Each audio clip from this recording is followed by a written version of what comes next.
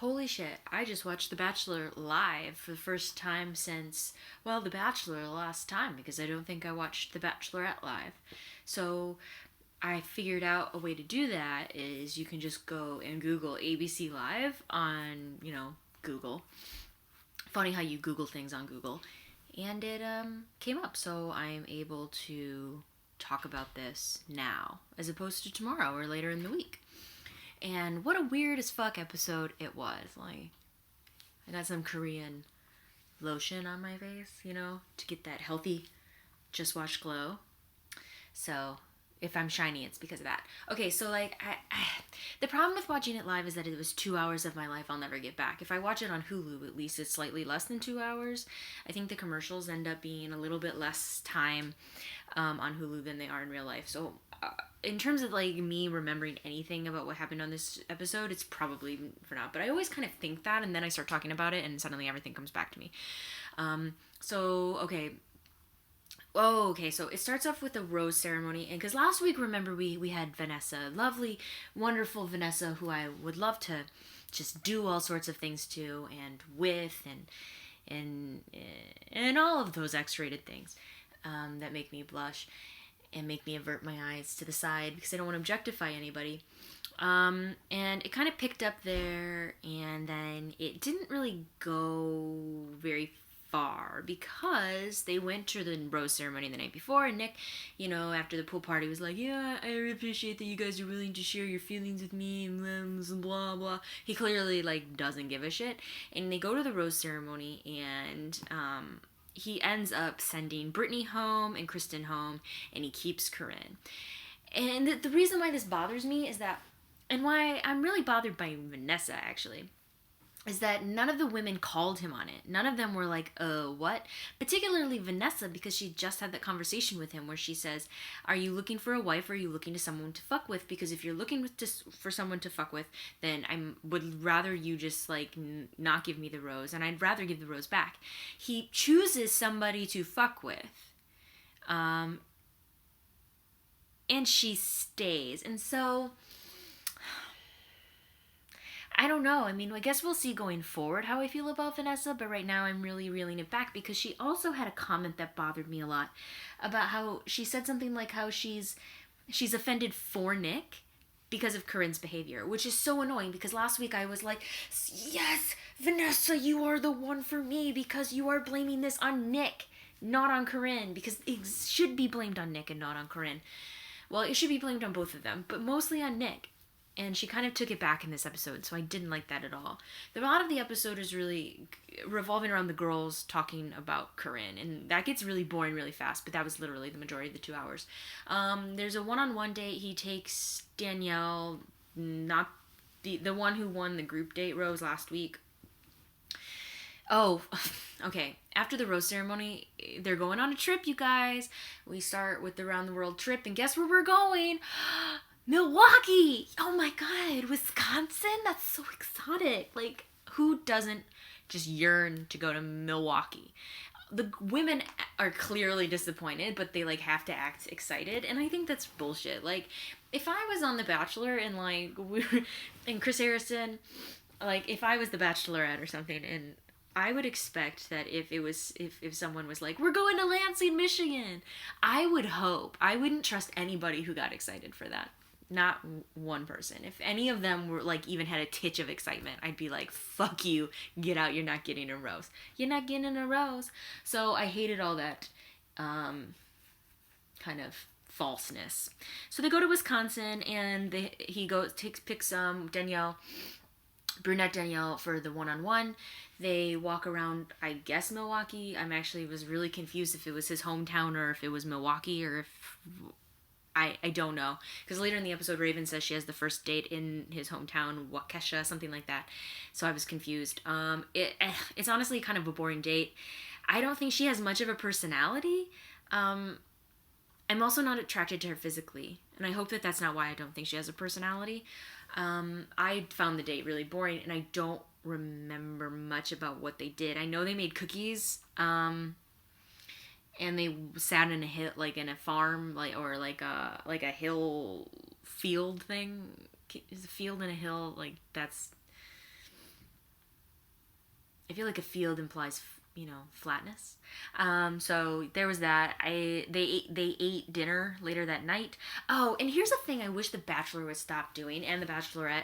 They always have these cheesy as fuck, like, country singers typically, like, serenade them while they're on stage and, like, above everybody and kissing, and it's, like, so contrived. That's not a real crowd, let's be real. I don't know who the singer is, even though they're famous.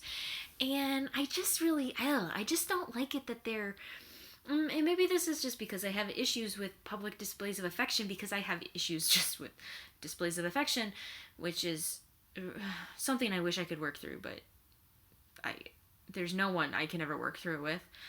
Hashtag perpetually alone.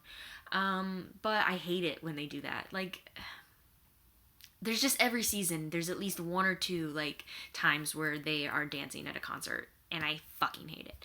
He gives her the rose, it's fine. She's boring, but I don't think he's looking for stimulating. The group date, he takes them to a dairy farm. That's kind of fun. They do walk up to him feeding a baby cow, which is adorable. He's not, the baby cow is, and the baby cow trying to drink milk is adorable. This is everybody else who's still around except for Raven, who gets the last one-on-one date. So this includes Corinne. And again, a lot of the women kind of find it difficult to not talk about Corinne and to not focus all their attention on Corinne. It's a lot like Chad last season with the men. In fact, and Corinne's definitely the new Chad. And so, like, she's shoveling, they're milking the cow, and I'm really kind of two minds of this. Jamie is, I don't know if she's bisexual, but she's had relationships with women in the past, so that makes me think that she's bisexual, although I was really uncomfortable when she talked to Nick about how she had dated women. She seemed to be using it as some kind of weird titillating thing, and I don't like that. I mean, I guess if that's the way she looks at it, then that's the way she looks at it, but it perpetuates negative stereotypes about bisexuals that I'm just not comfortable with. But I guess if she's a bisexual, she can perpetuate whatever she wants. This time, though, Nick could not milk the cow properly, and Jamie was like, in her little, voiceover or confession thing, was kind of like he didn't know how to. Like, he was bad at doing that, even though he's presumably seen a lot of teats. So that was kind of funny and cute. And then she milks the cow right on the first time. And Nick is like, why am I not surprised? And so what I love is, I like that there's some kind of queer representation on the show, at least a little bit, in Jamie. But at the same time, I don't like it if it's being used for Nick's titillation. Because I don't like Nick. And I don't like it when queer women are used for, like, sexual anything with men. This is why bisexuality is cool, pansexuality is cool, it's all cool, but, like, really? Like, men? I don't want any of it. I don't want sex to be titillating to men, even heterosexual sex, so whatever. So they do that. Corinne gets all love, she's shoveling shit, and so she has bad circulation in her fingers and has to sit out, but really she's just a whiny brat, and the women don't like her, and so they just kind of continue to talk about her. The last date is with Raven. He takes Raven to a soccer game with his little sister Bella. It's like we've seen Bella grow up. We just keep seeing her over and over again. She's a little lesbian, isn't she? And her, no kidding, because his mom certainly dresses like one. They go to her soccer game, and she scores a goal. She's regular Abby Wambach. That's probably mean. I don't like Abby Wambach, so I should compare her to someone more favorable. Who's a good forward right now? I haven't watched a game in so long. We could just go with Alex Morgan or Kristen Press. I don't know, something like that.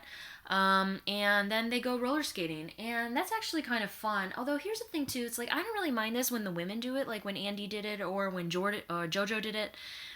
I mean, I kind of have an issue with it because it's with men, and again, I don't like anything that has sex in men or bodies in men and anything like that. But I'm really grossed out by the amount of times that Nick makes out with all the different women. I hate it. It grosses me out every single time. And in a way that it never did with Andy or with Caitlyn or with JoJo. I just am grossed out by that. So I wish that he would stop making out with people. But his date with Raven goes really well. And I like Raven. She's kind of funny. She kind of opened up about her infidelity that her ex perpetrated. And I get it. Like, I like how Nick was like, well, I've never cheated. And she was like, well, I really respect that. That's just basic human decency. I understand sometimes cheating happens. But I think most of the time it doesn't just happen. And, like, so I don't think we should applaud Nick for not being a cheater. What happens next? So he gives her the rose. Oh, who gets the date rose? The Russian girl. Her name actually might be Christina. Something like that. I can't remember her name, but the Russian girl gets the date rose. She's had a hard life, but obviously she's Russian and probably she's young, so she maybe not escaped, but like didn't have to live under any Soviet stuff because she's younger than me, so but whatever. It's all pretty banal. I feel like I'm learning though a lot about heterosexual mating habits, and I don't like it. I don't like it at all. The Bachelor really focuses in and hones in on it, and I'm just really grossed out. I'm just grossed out. Corinne is really, she's the chat of this season, and I just like am really uncomfortable with that. But I'm very uncomfortable with the women's response to her as well. Like, I don't like, if Corinne wants to use her sexuality and she's doing so knowingly and with full consent, that's one thing. And I mean, in all honesty, I don't think she is. I think every time that Nick does anything with her, I mean, he didn't do anything physical with her in this episode, but it's because she's clearly drunk all the time. She has not been sober yet. And so I think it really, really kind of crosses that line of consent. I don't believe that he has actual consent from her because she is so drunk. And so that's really kind of gross, and it's something that maybe should kind of come up. But I don't think The Bachelor would ever touch. But I at the same time still don't like the way the women are dealing with her. She's annoying and she's not particularly intelligent or bright, whether she runs that multi-million-dollar company or not. But she can use her body however she sees fit.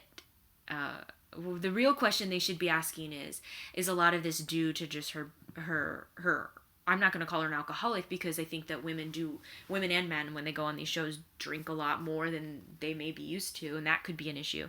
But there's something going on there. Like the perpetual sleeping, and it could be edited to make it seem that way, but like the perpetual sleeping, the constant drunkenness, the sleeping maybe because she's just passing out. I don't know. But I think there's obviously something deeper there, and so it would be nice to see Taylor, like, I don't know, as a mental health counselor, hone in on that, and she's not. And the whole conversation that they have, it was kind of funny because she called her kind of emotionally unintelligent, and Corinne, of course, doesn't quite know what that means, and so gets offended. But I wouldn't be offended. Like, I don't think I have a very high emotional intelligence. Although, actually, maybe that's a little false. Maybe I have too high of an emotional intelligence, and that's actually my problem. Did you know I just had like this crazy revelation? I only have like a couple minutes, so I have to say this revelation quickly. I always like joke about how my heart is cold and dead, but I actually like figured out last week when my therapist pointed out, 2 weeks ago she pointed out that I have really deep feelings, and it never had occurred to me before. I just kind of thought I was crazy, but she pointed out that I feel deeply, and so that was like an epiphany. And then last week she pointed out that, wait, like the problem with the thing I was just almost in was not me. It was the relationship that this other person was in. That was the problem.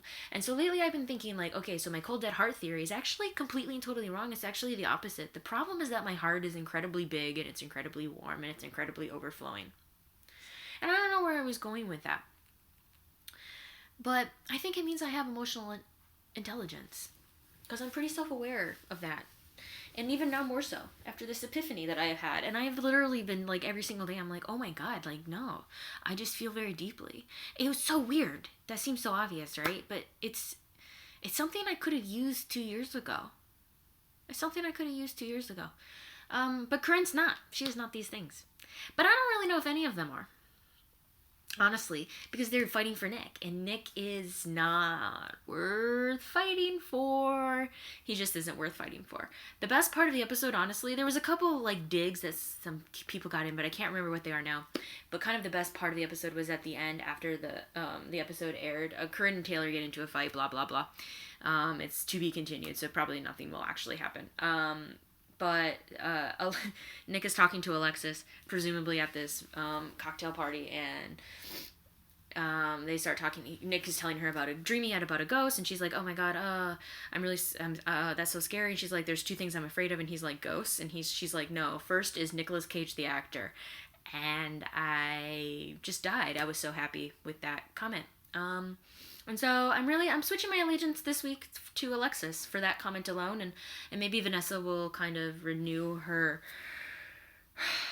or like rejuvenate my feelings for her next week. I hope so, because don't blame the victim, blame Nick. He's 36 years old or something like that.